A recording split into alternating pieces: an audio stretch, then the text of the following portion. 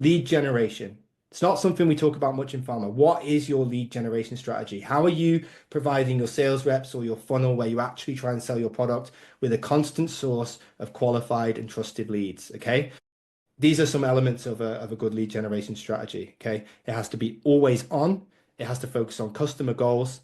It has to be unique. So something that people can't get elsewhere. It needs to be accessible. So it needs to be really easy to access, not a complete nightmare, sign up, waiting for a rep for 3 weeks to get back to you. It needs to be super simple. You have to, of course, align it to your product niche. And when I say a product niche, I mean, think about the problem that your product solves and then apply that more generally. Okay.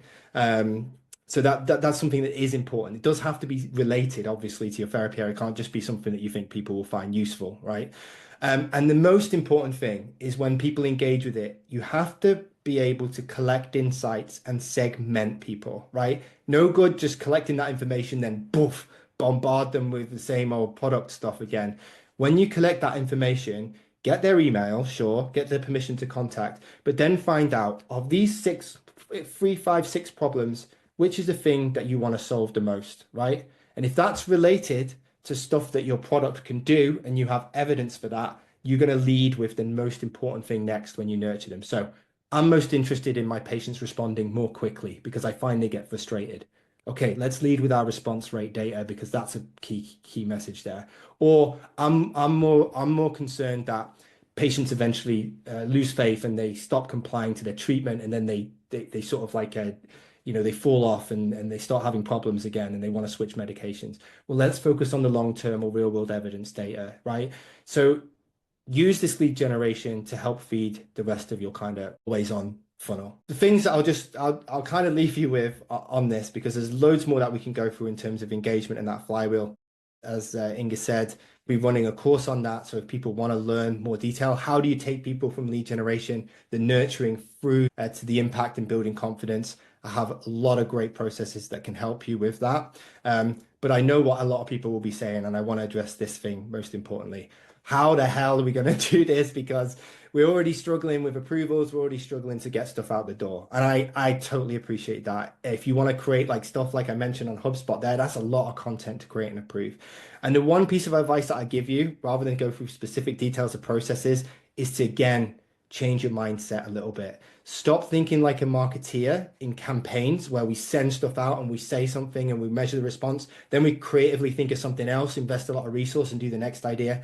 Start thinking like a publisher, a content creator, right? Because content creators and publishers, their process is based on speed and impact. So you regularly release something in a cadence that fits what you can do. Like for me personally, right? LinkedIn, YouTube videos. I can come up with an idea, structure it via a chat GPT, read it into a camera, edit it quickly, and pump out three or four of them a day, with a week with no budget, effectively. Now that's not as easy for a big company to do, right? But you can still think of ways to create content effectively and optimize that process.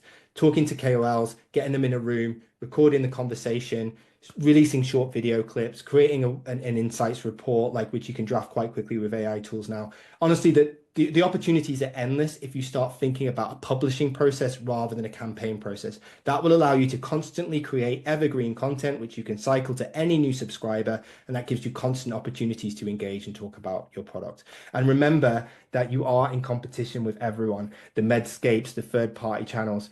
They are also your competition for engagement, right? So don't just think that you're in competition with other brands. You need to think of something unique and not just think about what those channels are doing. That's why you shouldn't just rely on those reports to do it. Okay, as I said, there is an ongoing process. So once you take those leads, you can nurture them based on insight. You can have a specific process for that, and you can really think about how do you design a content journey and an engagement plan to take someone all the way through the cycle. And that's what I would hope to achieve with some of the resources that I would share during the course. So thanks very much. Hopefully that's given you some good insights. As I said, there is some stuff that you can get. I've got that guide as a checklist. I also throw in some really nice research from Varn Health on what healthcare professionals are searching for and also how they're using AI. It's pretty interesting reading. So if you want that, you can go there, just scan the QR code, and you'll get an email straight away with that content as well. If you like it, you can go ahead there. So that's me for now.